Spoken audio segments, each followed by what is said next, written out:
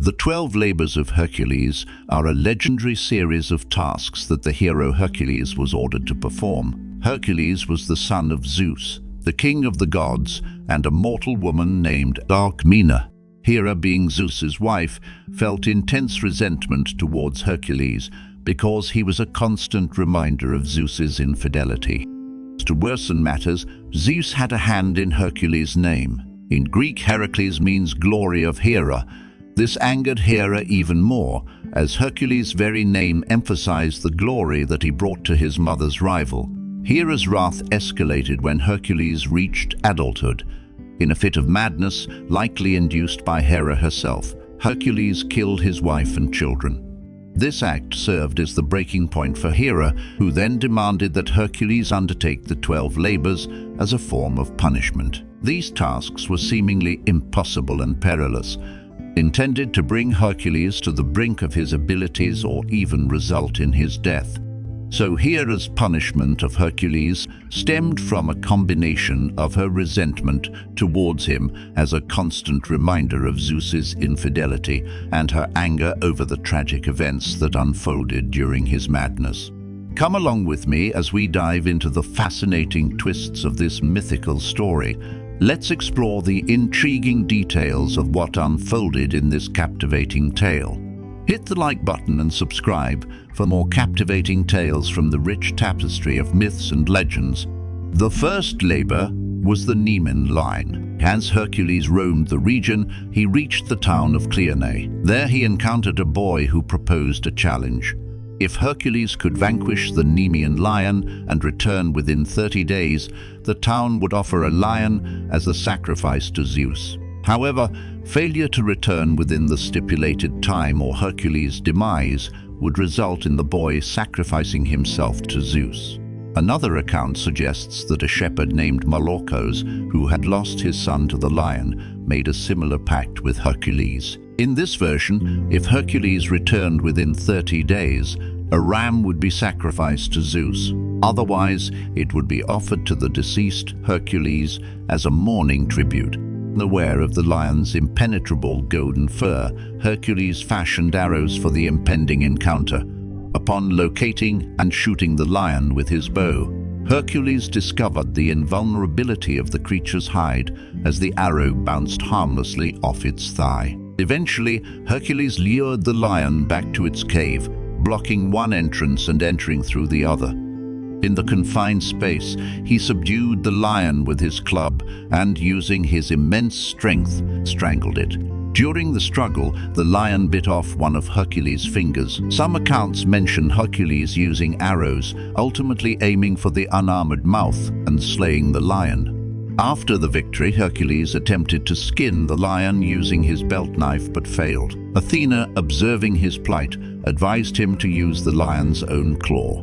Alternatively, some tales claim that Hercules' armor was fashioned from the lion of Citaron's hide. When Hercules returned on the 30th day, carrying the lion's carcass on his shoulders, King Eurystheus was astonished and fearful.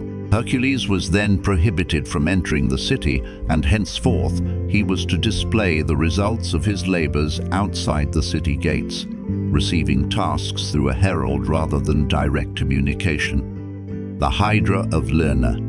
Hercules' second labor was to confront the Lernaean Hydra, a multi-headed serpent raised by Hera with the sole purpose of eliminating him. Arriving at the swamp near Lake Lerna, where the Hydra dwelled, Hercules engaged in battle.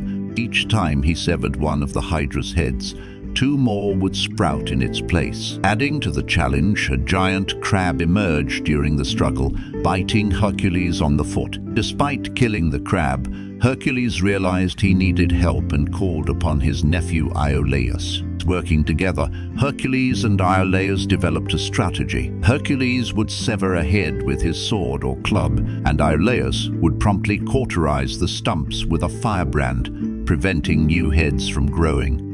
In this manner they overcame the Hydra, and Hercules dipped his arrows in the creature's poisonous blood. According to some accounts, one of the Hydra's heads was immortal. Hercules buried it and placed a large rock on top. Later, Hercules employed one of the poisoned arrows to slay the centaur Nessus, whose tainted blood was used on the tunic of Nessus, ultimately leading to the centaur's posthumous revenge. The river Anagras in Elis was said to be contaminated by the Hydra's venom, making its fish inedible. The Ceryneian Hind, enraged by Hercules' previous successes, King Eurystheus, advised by Hera, devised a unique task for the hero: capturing the Ceryneian Hind, a creature known for its incredible speed. After an extensive search, Hercules encountered the elusive hind one night, its antlers glinting in the moonlight. Pursuing the hind for an entire year through various regions, including Greece, Thrace, Istria, and the land of the Hyperboreans, Hercules finally succeeded in capturing it. The methods of capture vary in different accounts, with most versions describing Hercules trapping the hind while it slept, using a trap net to render it lame. Eurystheus assigned this task, hoping to invoke the wrath of Artemis, as the hind was sacred to the goddess. As Hercules returned with the hind, he encountered Artemis and her brother Apollo. He pleaded for forgiveness, explaining that the capture was part of his penance, promising to release the hind back into the wild. Convinced of Hercules' sincerity, Artemis pardoned him, thwarting Eurystheus' plan. Upon presenting the hind to Eurystheus, Hercules insisted that the king come out to receive it personally. When released, the hind swiftly returned to Artemis, outraging Eurystheus. Hercules remarked that the king had been too slow, adding a touch of mockery before departing. The Erymanthian Boar. Displeased with Hercules' continual triumphs, Eurystheus, embarrassed by the hind's escape, assigned another perilous task: capturing the formidable Erymanthian Boar. According to some accounts, Hercules' objective was to bring the boar alive to Eurystheus, although various versions exist. On his way to Mount Erymanthos, where the boar dwelled, Hercules visited the centaur Pholus, a hospitable friend. During their meal, a conflict arose with other centaurs, leading to Hercules using poisoned arrows to defend himself. Pholus, curious about the deadly arrows, accidentally wounded himself with one, and in some versions, the stray arrow also hit the immortal centaur Chiron. The pain was so intense that Chiron volunteered to surrender his immortality, replacing Prometheus in his eternal torment. Subsequently, Hercules killed the eagle tormenting Chiron. Receiving advice from Chiron on capturing the boar, Hercules drove it into thick snow, setting the labor in midwinter. Successfully capturing the boar, he brought it to Eurystheus, who, terrified, hid in his storage pythos and implored Hercules to dispose of the beast. The Augean Stables. The fifth labor tasked Hercules with cleaning the Augean Stables, a seemingly impossible and demeaning assignment. The stables, housing immortal divine livestock, had not been cleaned for over 30 years, accumulating a vast amount of dung from over 1,000 cattle. Hercules negotiated with King Augeas, offering to clean the stables in a single day in exchange for 1/10 of the cattle. Although Augeas initially agreed, he reneged on the deal, claiming that Hercules had only been ordered to perform the task by Eurystheus. Hercules succeeded in cleaning the stables, rerouting the rivers Alpheus and Peneus to wash away the filth. Despite his accomplishment, Eurystheus, dissatisfied with the circumstances and claiming that Hercules had been compensated for his work, insisted that the labor did not count. Consequently, Hercules still faced 7 more labors. The Stymphalian Birds. The sixth labor demanded Hercules to vanquish the Stymphalian Birds, ferocious creatures with bronze beaks and sharp metallic feathers sacred to the god Ares. These man-eating birds had infested Lake Stymphalia in Arcadia, wreaking havoc on the land. Facing the challenge, Hercules received a rattle from Athena, crafted by Hephaestus to scare the birds. Shaking the rattle, he frightened the birds into flight, enabling him to shoot many of them with his arrows. The remaining birds fled, never to return. Some versions suggest that the Stymphalian birds' labor was discounted due to Athena's assistance, rather than the Augean Stables. The Cretan Bull. The seventh labor involved capturing the Cretan Bull, father of the Minotaur. Seeking help from King Minos in Crete, Hercules was told to capture the bull himself.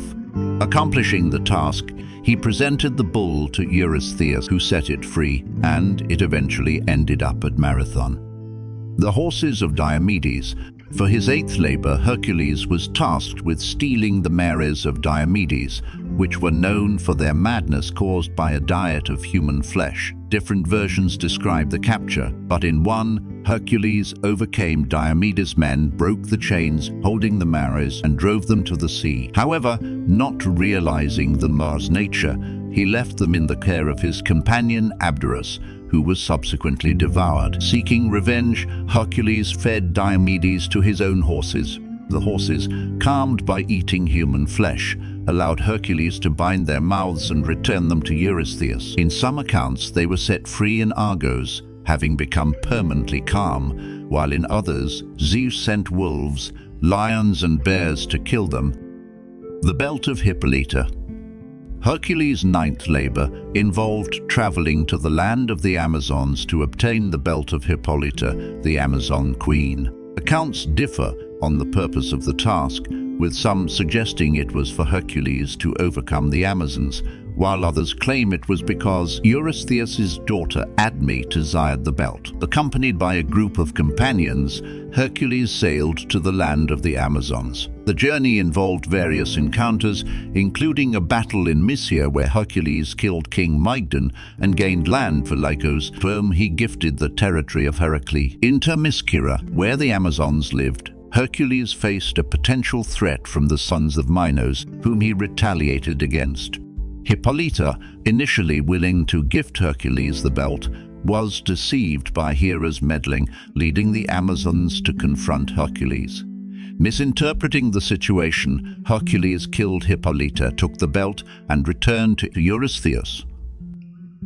The Cattle of Geryon. The 10th labor involved obtaining the cattle of the three-bodied giant Geryon. To reach the island of Erythia, Hercules received a golden cup from the sun god Helios. Landing on Erythia, he confronted Orthrus, a two-headed dog guarding the cattle, and Eurytion, the herdsman. Dispatching both threats, Hercules faced Geryon, who wielded 3 shields, spears, and helmets. Defeating Geryon with a poisoned arrow, Hercules carried the cattle back to Eurystheus, sacrificing them to Hera.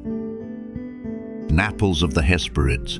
After completing 10 labors, Eurystheus assigned 2 more, claiming the Hydra and the Augean Stables did not count.